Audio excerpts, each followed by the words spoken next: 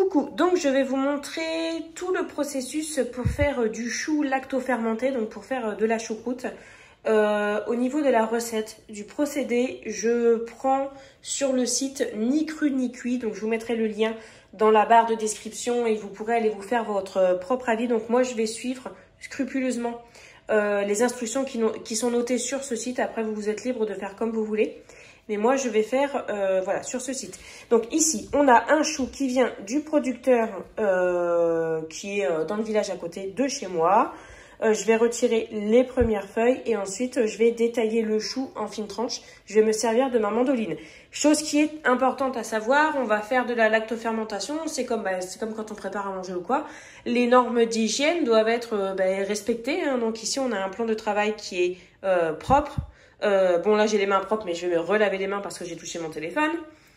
Le couteau est propre, le cul de poule ici est propre, enfin voilà, on a un environnement de travail qui est propre. Alors c'est parti, donc du coup déjà je vais commencer par retirer les premières feuilles. Hop. Je ne vais pas nettoyer le chou, donc comme je vous disais dans la recette en fait ils disent non, il ne faut pas nettoyer le chou. Parce que justement les bactéries qui sont sur le chou, on en a besoin pour une bonne lactofermentation. Donc, eh bien voilà, je ne vais pas le nettoyer. Alors, ici, je garde cette feuille de chou pour mettre par-dessus à la fin.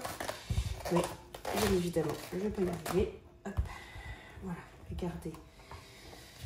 Tac, ok. Donc, les feuilles de chou à ajouter à la fin sur le bocal pour la moisissure. En fait, si jamais il y a un petit peu d'air ou quoi, la moisissure va se mettre sur la feuille de chou et non sur la choucroute. Après, je lisais que c'est de la moisissure qu'on retrouve sur les fromages. Donc, il n'y a pas de souci pour le manger. Mais bon, comme c'est dit sur le site, on préfère cette moisissure-là sur le camembert. Mais c'est pas toxique, rien du tout. Mais voilà, donc là, s'il y a des personnes qui vivent dans un environnement hyper désinfecté, stérilisé et tout ça, je pense que du coup, vous risquez de passer un mauvais moment. Mais voilà. Hop. Faut que ce soit propre, mais faut pas que ce soit aseptisé non plus.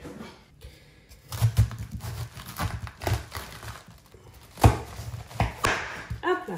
Donc, on retire le cœur, hein, qu'on peut aussi appeler trognon, donc ce qui est dur. Hein.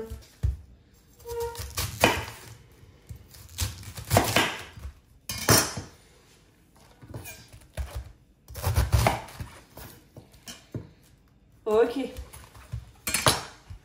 Donc là, on est bon. J'ai mes 4 quarts de chou.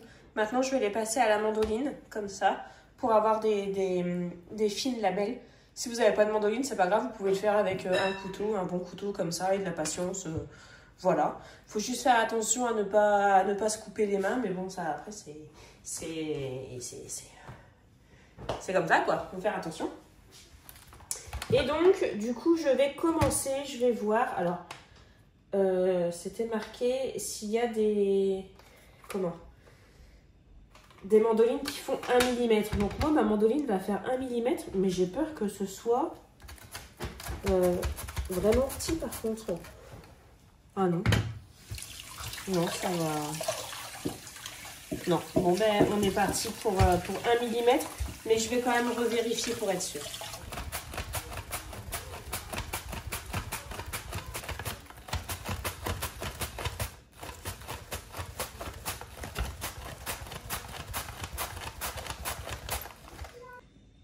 Voilà, ça donne tout ça pour un chou. Ici, on a les feuilles que j'ai gardées pour mettre dessus. Et du coup, ici, c'est le cul de poule qui va me servir pour peser le chou et pour déjà commencer à le faire dégorger puisque je vais ajouter 1% de sel. Donc là, je vais peser combien j'ai de chou et j'ajouterai 1% de sel. Donc pour le sel, il faut que ce soit du sel de mer naturel, hein, pas de colorant, pas d'additif, pas de fluor, pas d'iode, rien du tout. Moi j'ai du sel de Guérande et c'est ce que je vais mettre dedans. Voilà, donc ça donne tout ça. Et aussi ce qu'il faut savoir, c'est que j'avais dit à mon mari que j'irais chercher un deuxième chou de façon à faire une grosse quantité d'un coup. Mais en fait, déjà en voyant ce que ça donne, même si ça va beaucoup réduire, je me dis que j'ai quand même bien fait de finalement me raviser de n'en faire qu'un seul parce que c'est vrai que bon, moi j'adore le chou, j'adore la choucroute, mais déjà je suis seule à en manger, donc c'est pas la peine que j'en fasse des quantités astronomiques. Et ensuite, ben si jamais je foire un truc, bien autant gaspiller uniquement un seul chou plutôt que deux et de voir qu'est-ce qui n'a pas été et voilà quoi. Donc là maintenant du coup je pèse le chou. Il y a 1,460 kg de chou, ça représente quand même déjà pas mal hein. Et du coup, bah, je mets 10%. Donc là, j'ai 14 grammes de gros sel. C'est du sel, c'est du sel, c'est du sel. C'est du sel de Camargue. J'avais peut-être bien dit sel de Guérande, mais bon, c'est du sel de Camargue que j'ai.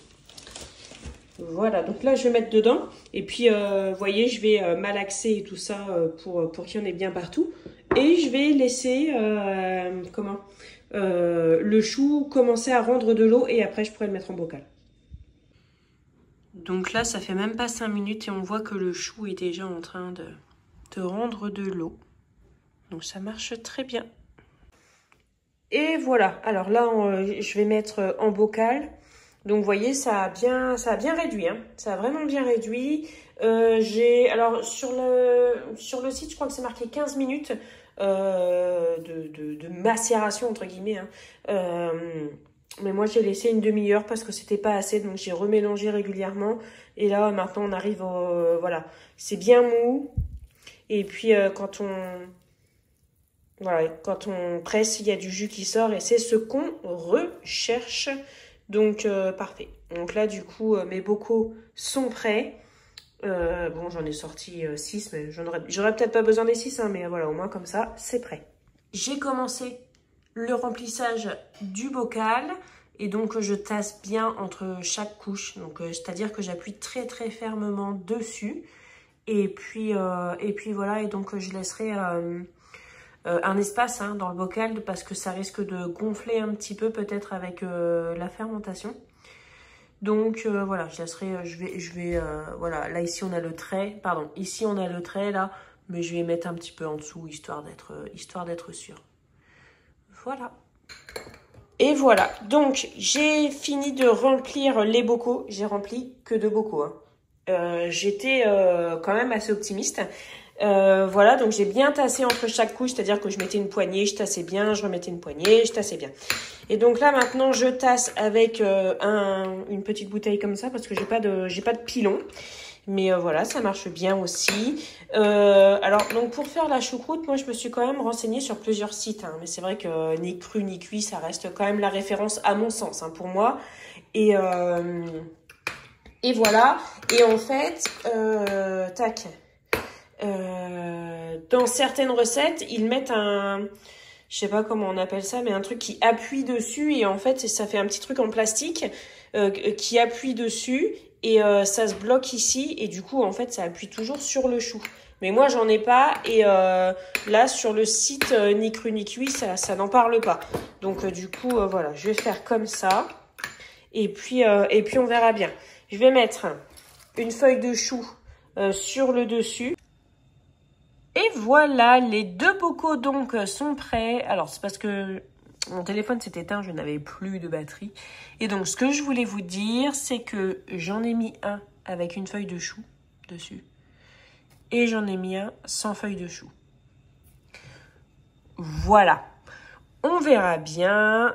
Donc là, il faut que je le laisse pendant 7 jours à température ambiante. Donc moi, température ambiante, ça va pas être dans ma cuisine parce que dans ma cuisine, il fait assez frais avec l'ouverture...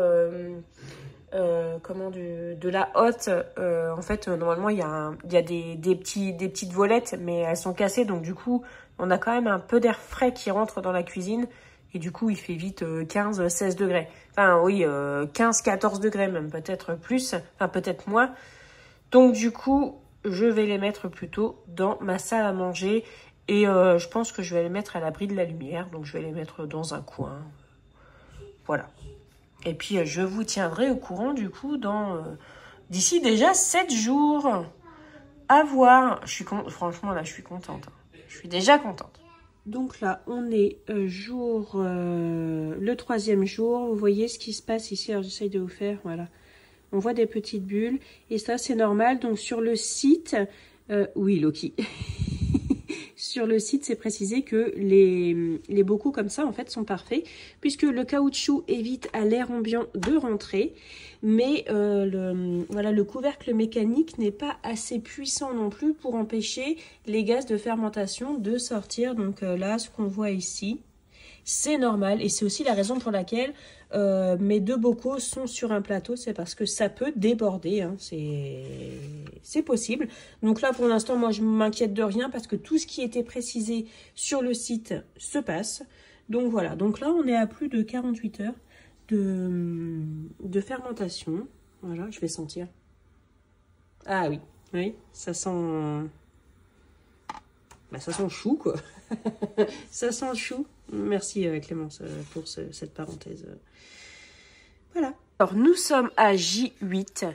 Donc là, maintenant, je vais sortir de... Enfin, je vais pas les garder à la maison. Je vais aller les mettre dans mon garage, là où il fait plus frais, pendant 2 semaines. Et voilà. Oh, je suis trop contente, j'ai trop hâte. Oh, je suis trop contente. J'ai vraiment trop hâte d'ouvrir ça. J'ai trop hâte. Alors, comment est-ce que je pourrais vous mettre pour que vous voyez bien? Alors, trop hâte. C'est en direct, hein, donc c'est-à-dire que si c'est foiré, bah, vous le saurez en même temps. Ah, ça a fait du pchit. Oh, il faut pas que je tire là-dessus avant. Peut-être. Si c'est peut-être mieux que je fasse ça avant.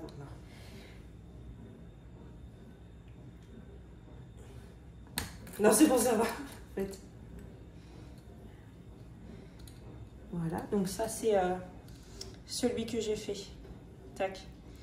Avec la feuille de chou sur le dessus pour voir s'il y avait une différence ou pas.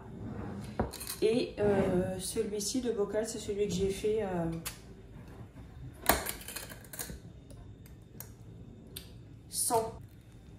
sans rien en fait dessus. Ça sent bon. Ça sent la choucroute. Ça sent la choucroute. Par contre, il y a un petit truc là. Je sais pas si vous voyez comme moi. Il y a un petit truc là. Je sais pas ce que c'est, ça me chagrine. Je sais pas si c'est une impureté ou de la... Non, c'est une impureté. C'est une petite impureté du style... Ouais, c'est comme une petite peluche. Je sais pas si vous allez voir. Voilà, c'est une petite peluche. J'avais peur que ce soit de la moisissure, mais non, il n'y a pas de moisissure. Oh là là, mais je suis tellement contente. Si vous pouviez sentir ce que ça sent. Ça sent exactement, enfin ça sent la choucroute. On sent que c'est de la choucroute, elle n'est pas cuite celle-ci. Mais on sent qu'il y a un truc en plus, mais aussi un truc en moins. Moi j'ai vraiment juste fermenté, de toute façon vous avez vu, hein, que avec du sel. J'ai pas mis de baie de guenièvre, rien du tout, parce que j'en avais pas. De genièvre, bref. Et oh, je suis trop contente. Ça sent trop bon. Bon, eh bien, je vais préparer ma choucroute. Je vais goûter hein, cette choucroute qui n'est pas cuite. Hein, je vais goûter. On verra bien.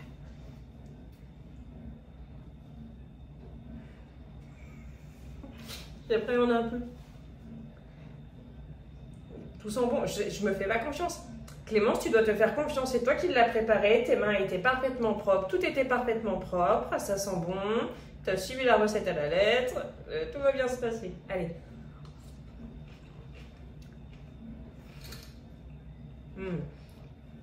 Bah ouais. Oh la vache. C'est trop bon. Mais en fait, même comme ça en fait. Même comme ça, la choucroute, je la mange. C'est trop bon. Et dans la recette, elle dit bien qu'il faut... Pardon. Qu'il ne faut pas la rincer en fait, parce que sinon ça sert à rien. Même d'ailleurs dans sa recette, elle dit manger un cassoulet si vous voulez pas d'acidité. Mais en fait, je pense... honnêtement, je savais pas. Je me suis dit, ouais, non, je vais quand même la rincer et tout. parce que la dernière choucroute que j'ai mangée, c'était chez l'ami de mon beau-père.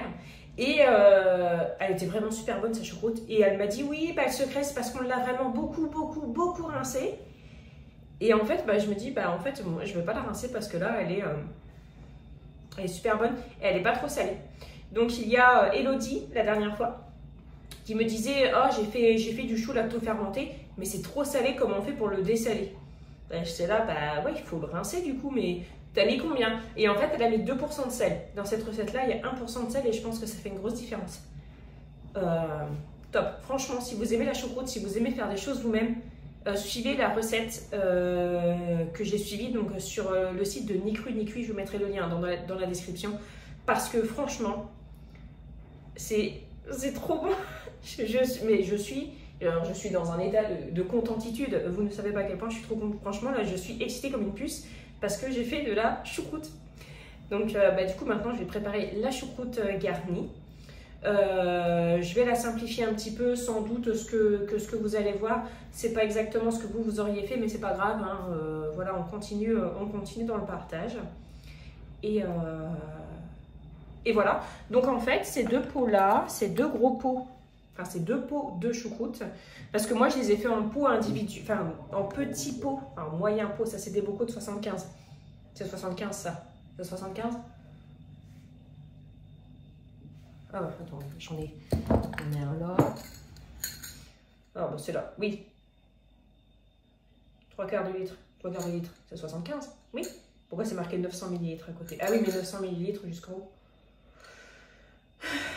Bref. Oui, donc ce que je disais, c'est que je les ai fait dans des bocaux pas trop gros, de façon à en avoir uniquement pour moi 2 fois par exemple. Là, j'ai ouvert les 2 parce que je sais que je vais en offrir. C'est-à-dire que si c'était pas bon, j'en aurais pas offert, mais là, j'ai prévu pour en offrir de la garnie autour de moi. Je suis allée acheter tout ce qu'il faut à peu près à la charcuterie, et puis voilà, donc ça, dans les conseils qui sont donnés, c'est une fois que c'est ouvert, il faut que ce soit consommé. Surtout ce qui a été retiré du bocal, il ne faut pas le remettre dedans. Hein. Puis une fois que c'est ouvert, bon, ça se conserve au frigo et tout ça, quoi. Donc du coup, voilà, donc du coup, ces 2 bocaux-là, j'en ai eu pour 2 €. Le chou m'a coûté 2 €. Je ne l'ai pas lavé puisqu'on garde les bactéries dessus. Mon temps, je ne le compte pas parce que moi, mon temps, pour moi, je ne le compte pas. Et il y a 1% de sel. Voilà. Donc il y a, je crois, 14 grammes de sel. Oui, c'est ça, il y a 14 grammes de sel, donc c'est pas beaucoup. Hein. Donc voilà, c'est parti. Je suis trop contente. Oh là là. Alors dans la cocotte, j'ai mis les oignons émincés. Donc ça, c'est les oignons de mon jardin. Il m'en reste 4 gros oignons jaunes de mon jardin. Après, il y a des oignons rouges. Ça devrait aller plutôt. J'avais pas de lard gras, j'avais rien du tout, pas de saindoux, donc du coup j'ai mis un peu de beurre. Écoutez, voilà, je vais ajouter la choucroute qui est ici en train d'égoutter. Je ne la rince pas, hein. Et ici j'ai de la poitrine qui n'est pas fumée, pas découenée, rien du tout. Je laisse tout tel quel. Et voilà, donc parce que à la charcuterie il n'y avait plus de lard fumé ou quoi, et j'ai dit non, mais donnez-moi ça, ça sera très bien. Et ce sera vraiment très bien. Voilà, donc j'ai mis à revenir un petit peu la poitrine de porc. J'ai ajouté un petit peu de lardon fumé que j'avais au congèle. Et ici, des morceaux de rôti de porc que j'avais aussi au congèle qui n'étaient pas cuits. Parce que sinon, ça va pas faire beaucoup de viande, mais beaucoup de charcuterie. Et voilà, bon là c'est clairement un plat très riche hein, en viande et tout ça. C'est pas un plat économique, hein, mais enfin, dans ma vie j'ai peut-être fait 3 choucroutes. donc voilà, bref. Et donc là du coup je vais arroser avec du vin blanc. Vous mettez le vin blanc que vous voulez, on peut le faire à la bière aussi. Moi perso je vais faire au vin blanc. Et voilà, donc je vais mettre jusqu'à ce que ça recouvre tout juste... Voilà, voilà tout juste le chou en fait. Pas plus, pas moins. Bon, j'ai oublié de vous montrer au fur et à mesure. Mais en gros, j'ai cuit la choucroute avec les oignons, la poitrine, les petits lardons et les morceaux de rôti de porc comme ça. Ensuite, j'ai ajouté les tranches de saucisson à l'ail qui sont ici. Et j'ai du bacon aussi à ajouter qui est là, comme ça, que je vais mettre dedans. Donc du bacon, on parle bien de ça. Et là, j'ai ajouté les 3 francforts. Bon, il y en a plus des francforts, mais je les ajoute juste au dernier moment. Et voilà, et il y a des pommes de terre qui sont en train de cuire. Donc vraiment, tout ce qui est la charcuterie qui est déjà cuite, je la mets au dernier moment. Voilà, j'ai juste mis le saucisson à l'ail un petit peu plus avant pour que ça donne un petit peu plus de goût. Et voilà ce que ça donne. Alors, j'ai pas une bonne luminosité, mais voilà. Je vais goûter et je vais vous dire ce que j'en pense. Alors, j'avais déjà goûté un peu la choucroute et c'est vrai elle paraît plus acide, elle a une autre odeur. Mais vous voyez comment c'est beau. Mais c'est vraiment très bon. Donc là, maintenant, avec la viande, à voir ce que ça va donner.